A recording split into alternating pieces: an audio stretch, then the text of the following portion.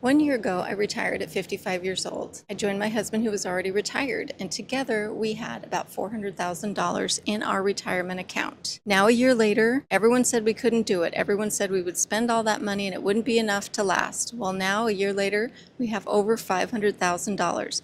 We didn't find some magical investment, redesigned our life. And today we're sitting down with Lisa Smith and talking about how we changed our life, changed where we live, changed the things that matter so that we don't spend as much money in retirement. So this is Tyke TIna, and we're going to talk about early retirement, answer some of your retirement questions.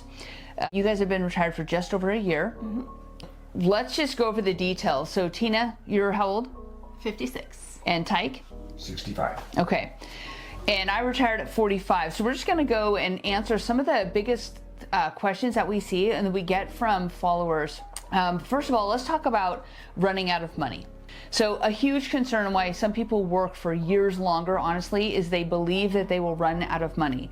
I've had clients that have said to me, I have friends that ran out of money and had to go back to work. I don't want that to happen to me. And so they work, they don't know how long, they just keep working because they don't want that to happen to them.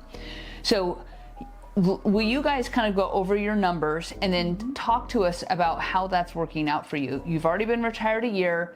You did not retire on millions. So give us your situation and tell us where you're at, your status at year one. Okay, so we did retire about a little over a year ago in May. I retired. Tyke was already retired, and he took his Social Security a little early. So he gets $2,532 a month in Social Security. And then we retired with a little over $400,000 in all of our investment accounts.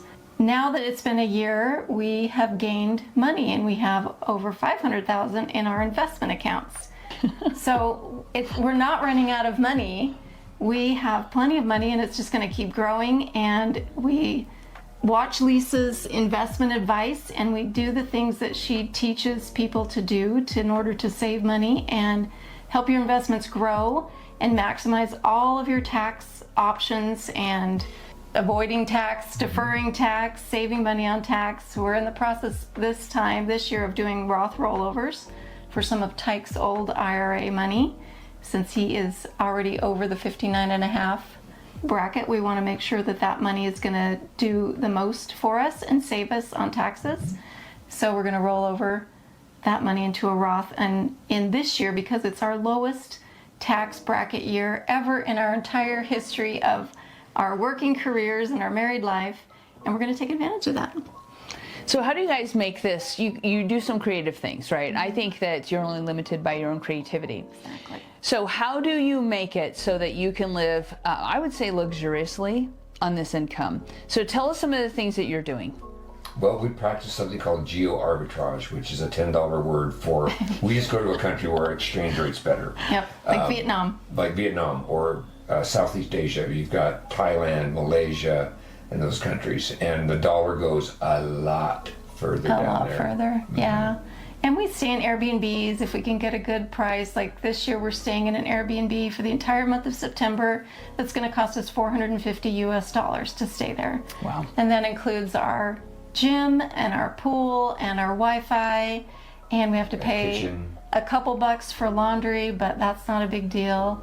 And when we're in the United States visiting family and friends and doing things we like to do in the United States, we do what we call trusted house sitters, where we stay in someone's house while they're off exploring the world, and we take care of their pet and their plants and make sure somebody doesn't come and damage their home while they're away, and we stay there for free. And so we have very minimal living expenses in retirement. And I know that people think, I'm going to run out of money. How am I going to make it? What am I going to live on? You don't realize that money isn't the same in retirement. You don't spend as much. We have a friend who doesn't like to go to Costco because she works all the time and has to talk to people. So she does what a lot of people do, and she does Instacart. And she has someone go to Costco for her and pick up all of her items and deliver it to her door, and she pays an extra $60 for that service by the time she pays all the fees and tip. $60 for someone to go to Costco for. That doesn't happen in retirement. You go to Costco for yourself and you save that $60. So little things like that, and they really add up. there's things you don't do anymore when you're retired, like go to lunch with your friends, have a Work wardrobes. work wardrobe. Yeah. Work, Lots of driving, stuff. commuting expenses go away. Gas prices, your gas expense really goes down. And we hardly have any gas expense because we usually take Ubers and taxis when we're in foreign countries. So, And I think you don't have to, like, you have flexibility and freedom. So slow travel is, when I first retired, I would go places for 6 weeks at a time or 3 months at a time. And your cost per week, like say you're going to go to an all-inclusive resort, you're going to spend $3,000 for 1 week. That is typical. If you're an American going to either Mexico or on a cruise, $3,000 for 1 week. So 7 days of expenses. You could live in Asia or Mexico or a lot of places around the world for 6 months, and that's probably not even, you could do probably a year, but 6 months very comfortably, and that would pay your rent, that would pay someone to cook your food, that would pay for you to eat out. yeah. So the longer you stay someplace, the cheaper it is. So if you rent an Airbnb for an entire month, you're going to get that at a drastically reduced price. I stayed in Belize for a whole, I think it was 5 weeks. And we just contacted the woman and said, we're going to be there for this length of time. And we got 75% off the price we would have paid if we were paying per night. Yeah. Now, you guys also do, for accommodations, you guys also stay in really nice hotels in Asia using points. Yeah, we do. Can you tell us a little bit about that? Yeah. So we use the IHG point system, and it helps if you have the IHG branded Chase credit card. And we only buy the points when they're buy one, get one free. They call it the 100% sale. So you get them cheaper. You get them for about 5 cents a point. So we've stayed in hotels all over Southeast Asia for $40 a night. And we've gained lounge access, and so all of our meals are included. That's $1,200 a month for everything we need to have in And these are Southeast premium Asia. properties. If you've ever Yeah. traveled extensively at all, you know the difference between a Holiday Inn Express and a Crown Plaza. And these are 4 and 5 star level hotels. Yeah, it's hard to explain to people how much nicer hotels and the hotel service is when you go to Asia for the entry-level type hotels. It's like night and day from the U.S. You would have to spend $500 or $600 a night in the U.S. to get the kind of customer service you get for $40 a night in Asia. Yeah. It's pretty awesome. I think you're, painting a very accurate picture.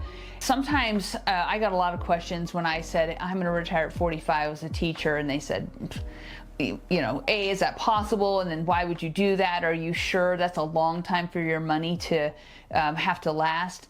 And I think there's a lot of fear before you do it, but you're not limited. So sometimes people think you guys are only living on $400,000 or $500,000 and that's it. But you actually have Social Security. You guys have income from your channel, your YouTube channel. Tina, you work a little part-time job, and you're only limited by your own creativity. So you can add to that, you can spend less, you can spend more. There's different things that you can do. So it's, when you picture your retirement, it actually turns out even better. And so you are not you don't have to stay on the same path. I earn more now than I ever did when I was working, and everything starts to compound. And so that fear you have when you first retire, it dissipates, especially when you've already been retired for a year. So Tina, tell us about that period of time when you were trying to retire. How did you do that? You had a deadline. Will you tell us about your deadline, what you had set up, what you were looking forward to? Sure. So like we've said before, Tyke was already retired, and I couldn't wait to be retired so we could go start our life together and just spend all of our time together and travel. So we had started watching a YouTube channel that we liked, and they have done the same thing. They've started traveling Southeast Asia mostly because of the price, exchange rate in Southeast Asia is pretty phenomenal. And so we hooked up and signed up for one of their little expat travel guided tour kind of thing that was like a 3-week excursion. Started off in Da Nang, Vietnam, and it started on a very specific date. And so I bought the round trip plane tickets. We hadn't sold our house yet. I hadn't given my retirement notice at work and said I'm quitting. And we hadn't done any of that, but we had this whole 6-month plan for Southeast Asia all booked out already. So we had an exact date where we had to be out of there. And when I finally did tell my boss that I was quitting, she said, "When's your last day going to be?" I said, "Well, it has to be this day because we're flying to Asia the next day." So you set a deadline that you weren't willing to miss. No. And I think that's what most people need to do, is book something that you're unwilling, you're not going to change that date. And that makes it so that you're working towards something, and then you can reverse engineer that backwards. Yeah. And for me, it was, I'm going to retire when I'm 45. And I actually was teaching a summer thing, and I only had to teach 2 classes, but I got paid full time. So I retired after the summer intentionally. But some kind of a thing where you can set that up, and then you know, I'm working towards this. Mm-hmm. And most people are going to do that because you get more excited. You don't get more afraid or more scared. You get more excited as that day comes, and you are preparing. So the more you actually physically prepare for your retirement, then it just becomes a thing you're doing versus this ominous, oh, I don't know what's going to happen. It is going to be a transition, but it's going to be a happy, fun, exciting transition. And I encourage you to do it while you have the physical and mental capabilities, because we all have an expiration date and you just don't know when that is. And to work an extra 5 years or 7 years just because you don't know all of the variables, which you're never going to know all the variables, you really will have wished that you had retired. Once you finally do retire, you're going to wish that you had retired earlier. I don't know anybody who says, I wish, why did I retire early? Nobody's saying that. Yeah. It's one of the best decisions I've ever made. I've seen you guys be incredibly happy with that. You end up making money when you retire. You just do. So any other advice or tips that you would give to somebody who's considering retiring? I would do the things that we've just talked about. I mean, there's something magical that happens when you set a date, set a goal. Your brain is open to new possibilities, ideas that you never thought of before suddenly come into your mind, and opportunities open. It's just the law of physics or whatever you want to call it, but it does open a lot of doors when you sit down and say, this is what we're going to do, and this is the date we're going to do it, and go ahead and buy stuff, non-refundable tickets or whatever it takes to put your mind in that space. You become empowered. I think that a majority of us that worked for a long time in a given career, we were subject to that career. We were subject to somebody else's hours and schedules and deadlines and everything that goes with a job. And when you decide to retire, you start taking control of that. You start deciding, do I need a riding lawnmower anymore? Do I need 2 lawnmowers anymore? Do I need a lawn? There's a lot of things that start cascading, and just as Lisa and Tina have said, you start taking control, because now you have knowledge, and knowledge is that old saying, knowledge is power, and you're empowered, and you start being the one that's acting on behalf of your life, not being acted upon. Definitely. And if you need some help, sign up for Lisa's mastermind, because it helped us a ton. Oh, yeah. Yeah.